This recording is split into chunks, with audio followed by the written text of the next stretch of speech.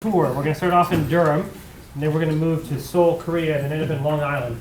We've got 3 speakers by the time we get here. So our first speaker is my friend and colleague Dennis Thiele from Duke University, talking about copper homeostasis. Thank you very much, Bill. Can you hear me?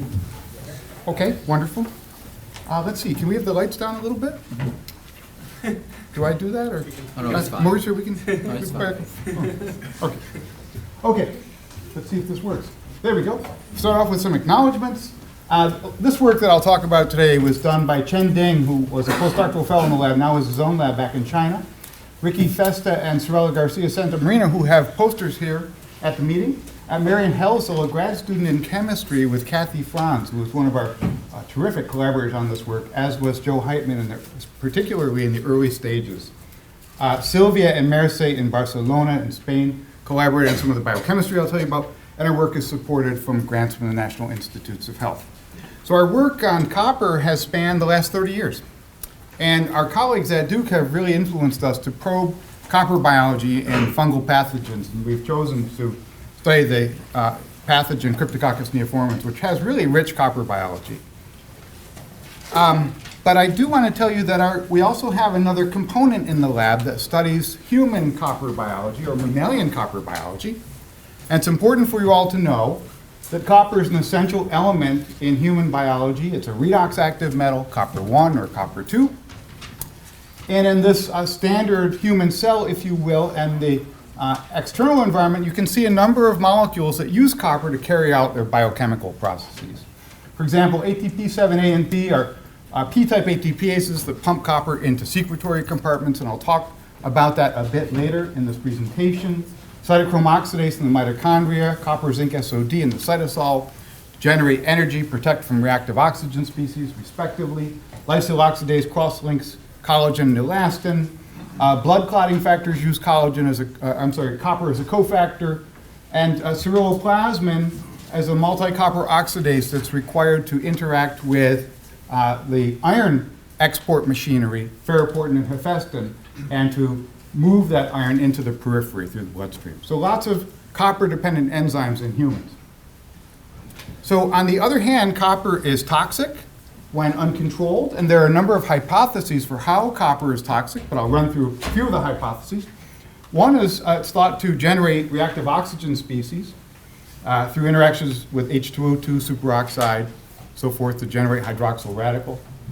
A second hypothesis is that copper can displace metals from physiological metal binding proteins such as zinc fingers, because copper can effectively compete with the ligands, some of the similar ligands that the zinc uses: histidine, cysteine, methyl, ether groups of methionine, carboxylates, and so forth.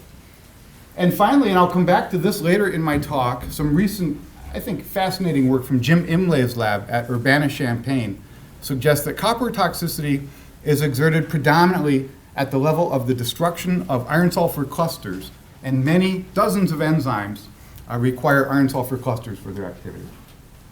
Okay, here's a little cartoon of a timeline for copper and its use as an antimicrobial through the ages. In ancient Egypt, Hippocrates, Celsius used to treat for ulcers. We all know that's caused by an infectious agent. Pliny, this was Pliny Sr., for intestinal worms. Bordeaux mixture in the 1860s killed fungi in the vineyards in France, and still used, in fact.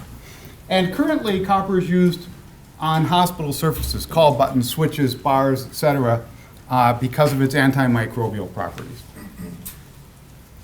So, as I mentioned, we'll focus this talk on copper and Cryptococcus neoformans.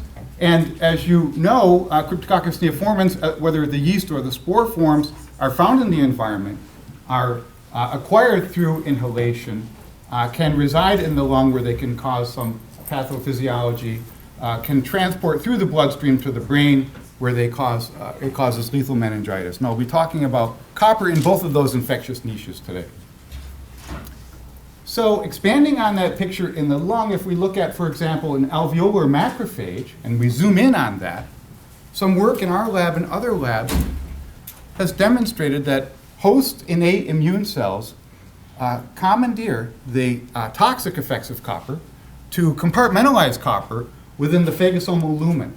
And this occurs because in activated macrophages, there is an elaboration of expression of the CTR1 plasma membrane high-affinity copper transporter simultaneously with increased expression and trafficking of the ATP7A copper transporting pump to the phagosomal membrane. So more copper is brought in from external sources. What those sources are unknown right now. That copper is delivered to the phagosomal lumen and accumulates to high concentrations, tens if not 100 micromolar concentrations. And that copper is microbiocidal, and its activity as a microbiocidal agent is enhanced by the hostile environment, where a lower pH makes that copper liberate from ligands, so it's more labile. That copper, again, has an opportunity to interact with reactive oxygen and nitrogen species to enhance the toxicity of that copper within the phagosomal compartment of innate immune cells. Now, interestingly, many of you have heard of the nutritional immunity, where some essential micronutrients are depleted away from or compartmentalized away from pathogenic microbes. And there's very good evidence that in contrast to the accumulation of copper within the phagosomal compartment, iron and zinc, essential for the growth of pathogens as well, are compartmentalized away from the phagosomal lumen by dedicated and specific regulated pumps. We know quite a bit now about copper homeostasis in Cryptococcus neoformans from work that we and others have done in baker's yeast over the last 30 years. And we and others have done now in Cryptococcus neoformans over the past few years. Copper is transported into Cryptococcus by two independent and functionally redundant high-affinity copper transporters, CTR1 and 4. It moves around in cells because of its reactivity. It moves around in cells by dedicated copper chaperones that deliver copper to enzymes such as SOD, or to pumps like CCC2 that pumps copper into the secretory compartment, where it's loaded onto lacase, and lacase is secreted and makes melanin, and that's a virulence factor in Cryptococcus neoformans. In response to low copper, the CTR1 and 4 copper transporters genes are transcriptionally activated quite dramatically, several hundredfold. In response to high copper, the metallethionines, MT1 and 2, which are copper binding proteins that detoxify copper, their transcription is activated very dramatically as well. And I'll talk to you about this in a bit. Surprisingly, responses to high copper and low copper are mediated by a single copper sensing transcription factor called CUF1.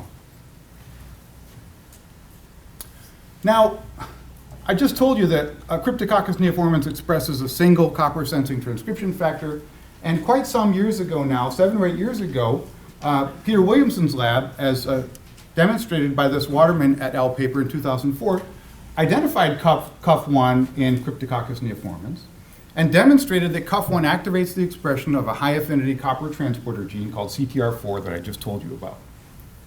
And Peter's lab knocked out the CUF1 copper sensing gene and saw in survival studies that CUF1 knockout strains were hypovirulent compared to the wild type or the complemented strain. And at the time, the only transcriptional target for CUF1 was known to be CTR4, the copper importer. We've studied these for virtually 3 decades. And so it was assumed that the role of CUF1 in virulence for Cryptococcus neoformans is due to the fact that crypto needs copper during infection, and that since this is driven by CUF1, that the acquisition of copper through CTR4 was driving this virulence copper interdependency. Fast forward a few years, our lab characterized the CUF1 regulon in Cryptococcus neoformans. Shown down here, there are about 20 genes, some of which that are turned on in response to high copper, others that are turned on in response to copper deficiency, all through this single metalloregulatory factor. And just showing you an example on the right, in the presence of copper by RNA plotting, the CTR1 transporter is off, as is CTR4, but metallethionine transcription is turned on. In the presence of an extracellular copper chelator, one that doesn't penetrate cells, the copper transporter gene expression at the level of RNA synthesis is turned on. The copper detoxifying proteins, metallethionines, are turned off. So because CUF1 is a virulence factor, and yet now we know that it's doing more than just activating the import machinery, it activates the detoxification machinery. Which one of these machineries is responsible for its virulence? So what's the role during infection? are organisms exposed to copper deficiency or copper excess. I'll focus on the excess today, but at the end I'll come back and tell you that in a different niche, mammals, Cryptococcus neoformans is also exposed to copper deficiency. So to answer that question, we generated some reporter genes where we made wild-type neoforman cells driving a reporter that is either responsive to low copper or high copper. And on the left, I'm just showing you luciferase activity as a function of decreasing copper. And as you would expect, the high copper reporter is turned on at high copper. It's turned off at low copper. And the low copper reporter is off at high copper, turned on at low copper. So they act in opposite directions as a function of copper concentrations. When these strains of Cryptococcus neoformans that can report on high or low copper are used for intranasal infections in mice, we then use live animal imaging to ask the question, in the lung, is crypto sensing high or low copper? And as you can see here, not the low copper reporter, but indeed the high copper reporter, the metallothionein promoter, luciferase fusion, is turned on in these mice. So the copper detoxification machinery is being activated through CUF1, the sole copper sensing transcription factor. And we know that metallothionein in Cryptococcus neoformans is only transcriptionally activated by copper. It's the only metal of a couple of dozen metals that we've tested in the lab, as well as other conditions. Just to show you that these are important for copper detoxification, wild-type Cryptococcus on normal medium is resistant to copper. Deletion of the two metallothionein genes makes copper-sensitive strains. They're redundant because deletion of one or the other, or put one or the other back into this double deletion restores copper resistance.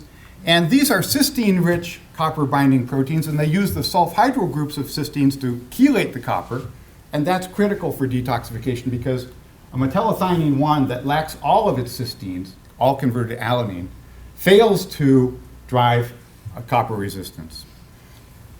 Now, these metallothioneins are pretty interesting.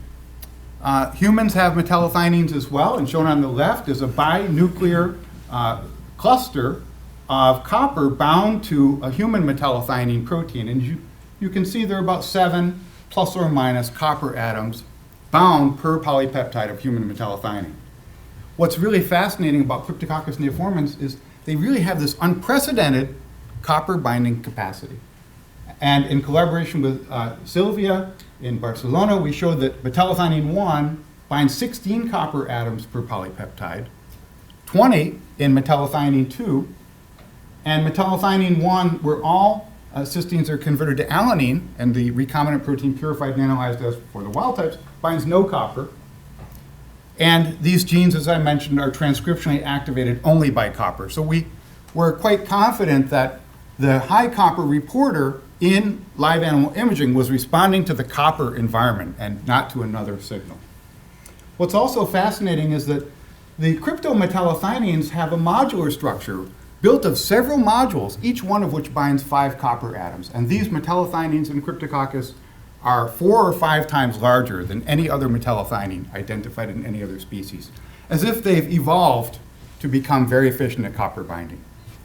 Okay, so consistent with the notion that crypto senses a high copper environment in the lung, in mouse infection studies by intranasal infection, the metallothionein 1-2 double knockout, we call those are functionally redundant proteins, is hypovirulent in these assays.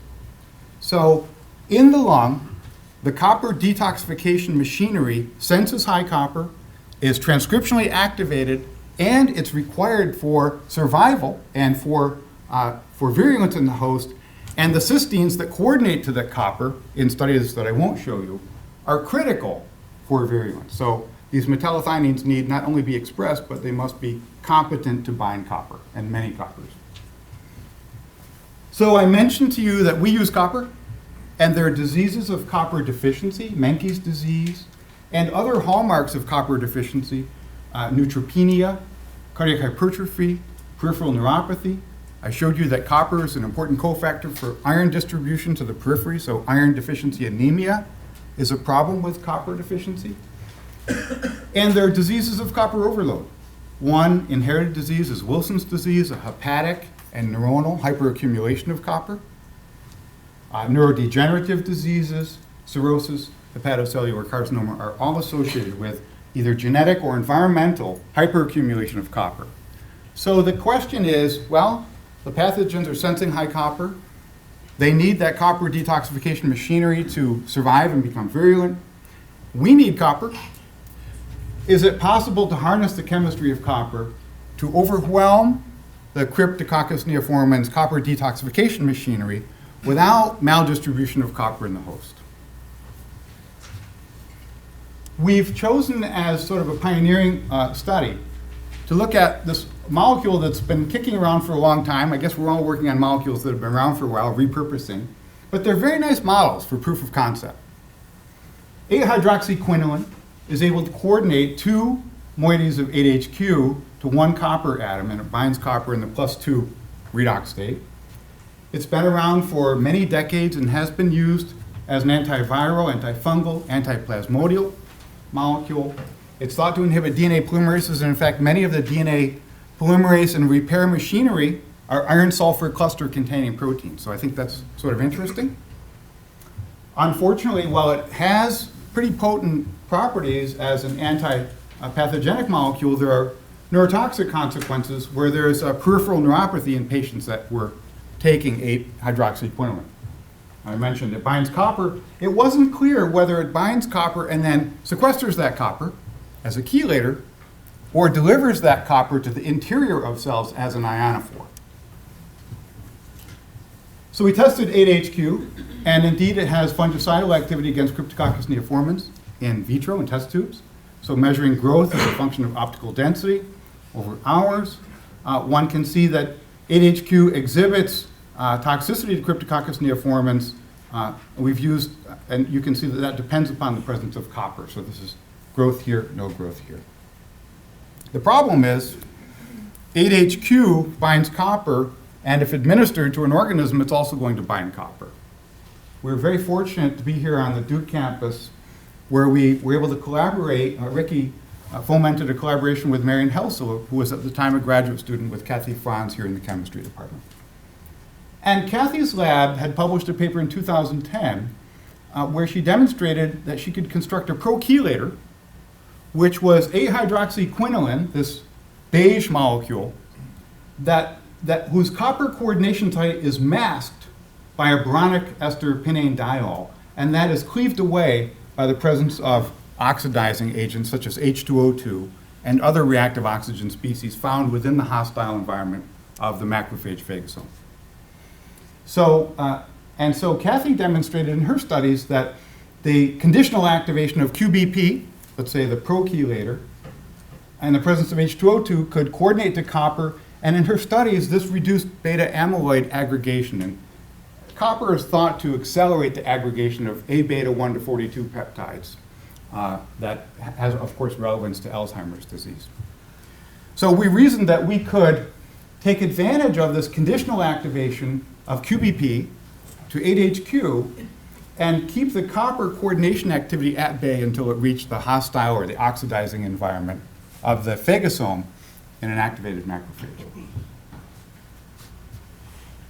We knew from studies that we've done, I'll just summarize here simply, that the inactive copper coordinating molecule, QBP, is inactive against Cryptococcus neoformans, even in the presence of 1 millimolar copper sulfate and 100 micromolar QBP. So it's inert. It can't coordinate to copper because it hasn't been cleaved and activated for the coordination sites to expose the coordinating nitrogen and oxygen moieties. We also demonstrated that QBP can be converted to 8-hydroxyquinoline in activated macrophages. So the conversion is shown here on the y-axis and by exposure of QBP to medium, exposure to a native and sort of an inert, if you will, macrophage, or to an activated macrophage. You can see there's very nice conversion of the inactive form of the prochelator to the chelator form as measured by mass spectrometry. From a functional perspective, we were delighted to see that QBP could enhance Cryptococcus neoformans killing in activated raw cells, the macrophage-like cell line. And I'll just point you to a salient part of this graph presents survival of Cryptococcus neoformans when exposed to macrophages, and increasing concentrations of QBP generated a reduction in the survival of Cryptococcus neoformans in colony-forming units in this study. So this demonstrates that QBP, this prochelator, could be conditionally activated in an activated macrophage, presumably by the oxidizing environment that's generated in an activated macrophage, and then binds to that copper and has antifungal. In fact, it's fungicidal activity. So to test the potential efficacy of this in a mouse model, this is the timeline for an experiment that I'll show you. One example. Mice were administered intranasally QBP, and then at day 2, infected with Cryptococcus neoformans. They got some rest on another day. Another administration of QBP harvested the lungs, and CFU were counted. You can see the input colonies here of Cryptococcus. There's growth over this 3-day period in DMSO treated nasal passages, but QBP administered mice had dramatically reduced CFU of Cryptococcus neoformans. So that suggests that this is efficacious not only in activated macrophage cell lines in vitro, but in animal models in vivo, at least with respect to lung infection. So how does this molecule work? We know that it acts as an ionophore rather than a chelator. So a chelator, we think of something that will sequester copper away from a target. And an ionophore is something that drives copper across a membrane that's independent of dedicated and specific copper transporters. So here's the normal situation of Cryptococcus neoformans. 2 high-affinity copper transporters, CTR1 and 4, drive copper into the cell. And in the mitochondria, cytochrome oxidase requires copper to carry out oxidative phosphorylation. And under conditions where you can expose Cryptococcus neoformans cells to carbon sources that must be respired and can't be fermented through glycolysis, growth depends upon cytochrome oxidase receiving that copper.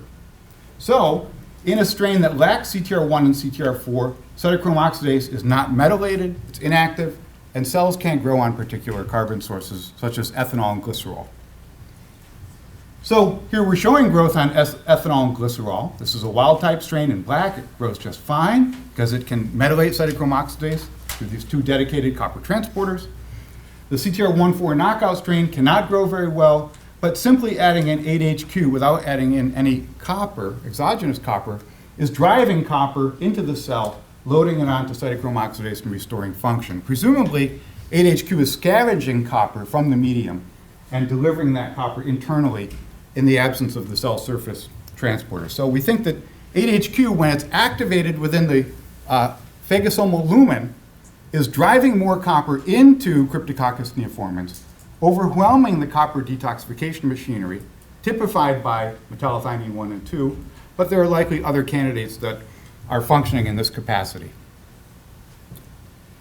And it's functioning as an ionophore in this activity.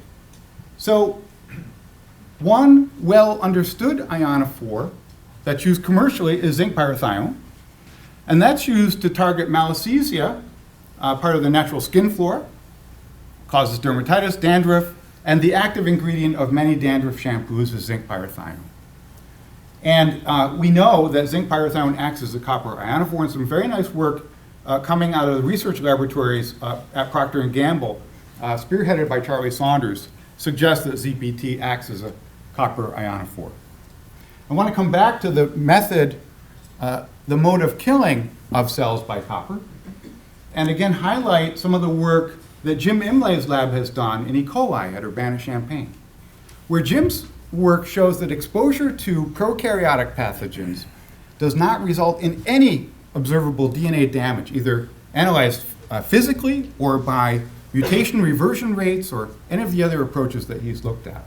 It wasn't generating reactive oxygen species as well. What Jim showed, though, is for copper, and is likely to happen for ZPT and probably 8-HQ that coordinates copper as an ionophore, is that the copper ionophore is delivered to cells and is targeting a solvent-accessible iron-sulfur cluster on one or more enzymes that are essential for fungal viability. And Jim showed that in vitro, aconitase, which has a single solvent-accessible iron-sulfur cluster, is dramatically inhibited by copper or by ionophore delivered copper. But similarly, succinate dehydrogenase, which has a couple of buried iron-sulfur clusters, is not destroyed. Its activity is not perturbed appreciably by copper or by ionophore carried copper. So finish up here and just tell you that what I've told you today is that when Cryptococcus neoformans enters the lung, it's exposed to a high copper environment. And that high copper is provided by the host machinery in ways that we don't yet understand, but as I mentioned, our lab also studies host copper metabolism, so we're evaluating potential pumps or other carriers as sources of copper within the lung. And that in response to high copper, the metallocyanines are turned on. These are obviously virulence factors, and one might be able to use small molecule biology to override or overwhelm the copper detoxification machinery of Cryptococcus neoformans within the lung, and I think QBP conversion to 8HQ is one sort of proof of concept of that notion. Now, this is driven by CUF1. And what I also told you is that in addition to CUF1 activating the detoxification machinery, it also activates the copper acquisition machinery. And Chen Ding, who was a fellow in our lab, who now has his own lab, published a collaborative paper with us recently that indicates that the story is different in the brain. That in the brain, there's diminished copper available to Cryptococcus neoformans. In the brain, the copper transporter genes, not the copper detoxification machinery, is activated. And Cryptococcus uses catecholamine, host catecholamines in the brain to make melanin, a known virulence factor, through the copper-dependent enzyme lacase. And so in the brain, the strategy is that one would like to chelate or sequester copper away from Cryptococcus neoformans. So in different niches, there are different sources of copper, different strategies. One is a bombardment strategy within the hostile environment of the phagosome. The other is a sequestration strategy but in the brain by mechanisms, host mechanisms that we don't yet know. Okay, looking ahead, where are we going? I think taking advantage of the innate immune cell systems to ramp up the antifungal responses is a potential new strategy. We've identified several new copper-regulated genes in Cryptococcus neoformans. Some are very unusual, new-looking proteins that don't exist in humans. We are ascertaining their roles in virulence. We also want to understand, using genetics, how copper ionophores kill fungi. What are the targets and what are the potential resistance mechanisms? What are the sources of host antimicrobial copper in the lung or in the skin in the case of malassezia? What are the mechanisms for copper sequestration, for example, in the brain? And can we generate new molecules with activities that either withhold or penetrate cells based upon copper as antifungal strategies? And I'll stop there and be happy to take questions.